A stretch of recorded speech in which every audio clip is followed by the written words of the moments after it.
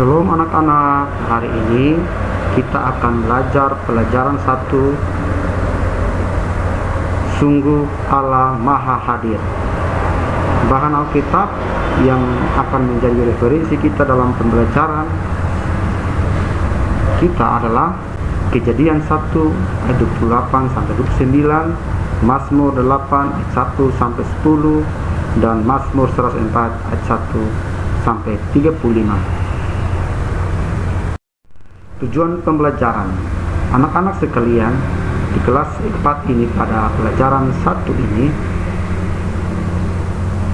tujuan kita mempelajari tema ini adalah: yang pertama, anak-anak harus mampu mengungkapkan kekaguman atas kehadiran Allah. Yang kedua, anak-anak mampu menyebutkan contoh-contoh kehadiran Allah dalam hidup manusia. Dan yang ketiga, mampu menjelaskan arti Allah Maha Hadir.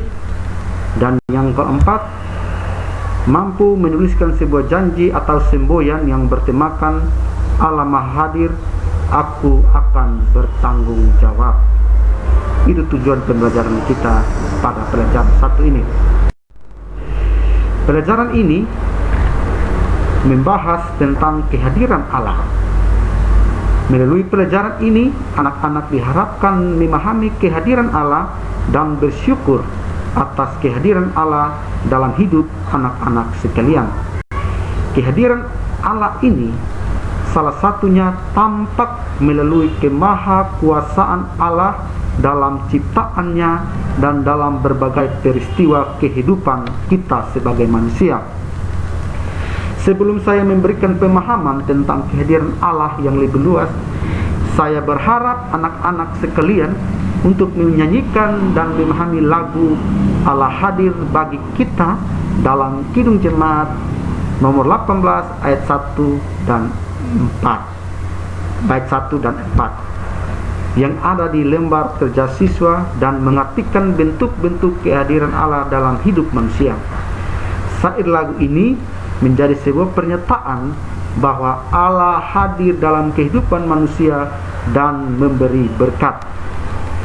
Setelah anak-anak mampu mengungkapkan pemahaman atas lagu tersebut, anak-anak diharapkan mampu untuk melihat kehadiran Allah melalui berbagai contoh. Misalnya, Allah menciptakan alam semesta ini beserta isinya.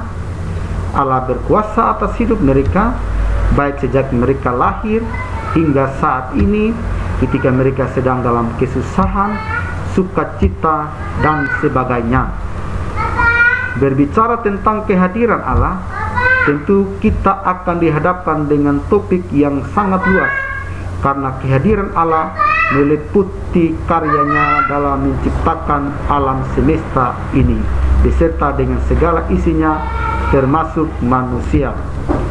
Kehadiran Allah dalam hidup manusia salah satunya terwujud melalui kemahakuasaannya dalam menciptakan alam semesta beserta dengan seluruh isinya.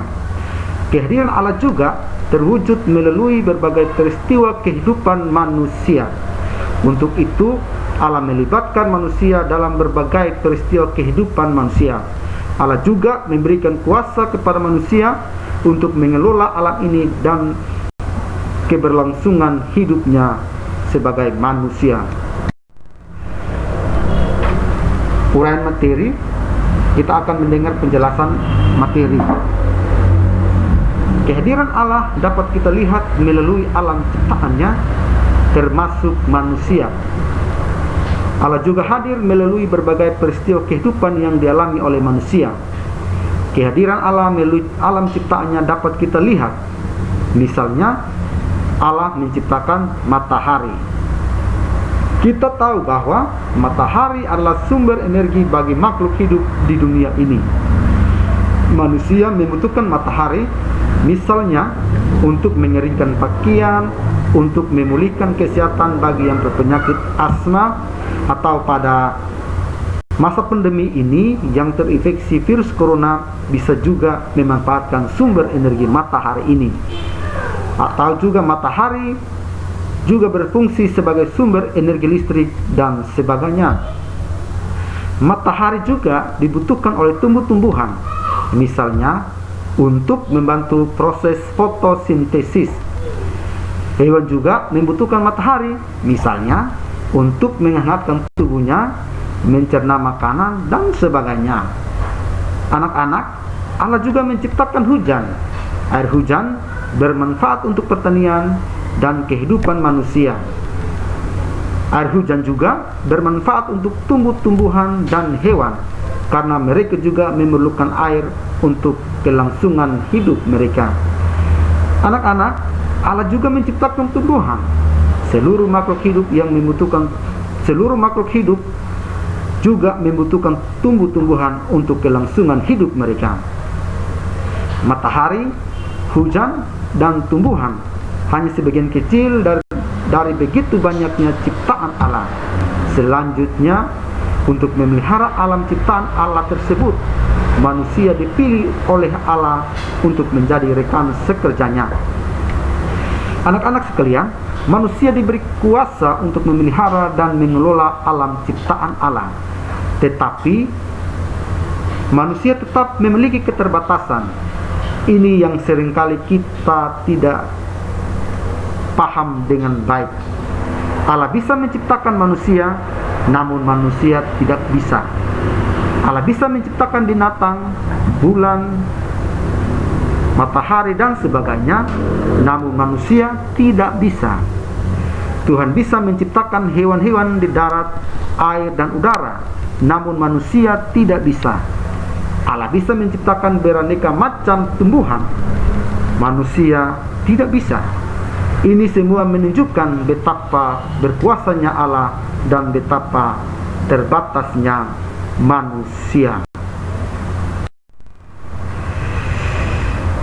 Kita akan mendengarkan penjelasan Alkitab dari bahan Alkitab atau referensi Alkitab dari pelajaran ini, yaitu dari Mazmur 8 ayat 1-10, di mana di dalam kitab Mazmur berisi pujian atas kemahakuasaan Allah yang hadir melalui ciptaannya. Daud menegaskan betapa berharganya manusia di hadapan Allah. Manusia dipilih Allah untuk memelihara alam ciptaannya, namun bukan berarti manusia bisa bertindak semena-mena. Begitupun dengan Mazmur 104 ayat 1-35 menjelaskan tentang kemahakuasaan Allah yang diuraikan secara puitis oleh pemazmur, yang bisa juga kita bandingkan dengan proses penciptaan alam semesta beserta dengan isinya yang terdapat dalam Kejadian 1. Pada Mazmur 8 ayat 1-10 ini menekankan bahwa kita dapat mempercayai dan memuji Allah tanpa ragu-ragu atau tanpa syarat. Pada saat inilah kita meminta supaya diberi iman yang mampu mengekspresikan perasaan sukacita kita melihat kasih dan kebaikan Tuhan. Seperti halnya seorang anak yang dengan gamblang bisa mengekspresikan perasaan senangnya ketika merasakan balayan dan perhatian penuh kasih sayang dari orang tua yang disayanginya. Ketika kita melihat seluruh ciptaan Tuhan, kita seringkali merasa begitu kecil dibandingkan dengan luas, besar, dan indahnya ciptaan Tuhan tersebut. Kita sering terheran-heran betapa Allah begitu memperhatikan dan peduli kepada kita, padahal kita sering mengecewakannya. Namun, disinilah kita melihat bahwa kita diciptakan dengan istimewa dan kita begitu berharga di hadapan Allah. Untuk itu, kita diminta untuk mengelola ciptaan Allah yang begitu indah dengan penuh tanggung jawab. Allah hadir dalam hidup manusia. Manusia begitu istimewa di hadapan Allah, sehingga Allah mempercayakan alam ciptaannya ini untuk dipelihara dan dirawat oleh manusia. Hari kedua Allah menciptakan cakrawala yang kemudian dinamai langit. Hari ketiga Allah menciptakan daratan, lautan, dan tumbuh-tumbuhan. Allah menciptakan pada hari keempat, Allah menciptakan benda-benda penerang, yaitu matahari, bulan, dan bintang. Hari kelima, Allah menciptakan binatang-binatang yang hidup di air dan udara, yaitu ikan dan burung-burung. Hari keenam, Allah menciptakan binatang-binatang yang hidup di darat dan manusia. Atas semua ciptaan Allah itu, patutlah kita menaikkan syukur dan pujian kepada kemahakuasaan Allah dalam menciptakan bumi ini beserta dengan seluruh isinya. Hendaklah kita memperhatikan bahwa Allah hadir melalui ciptaannya yang begitu luar biasa. Anak-anak, saya harapkan dengan mempelajari materi ini, anak-anak harus mampu, yang pertama, memahami Allah Maha Hadir.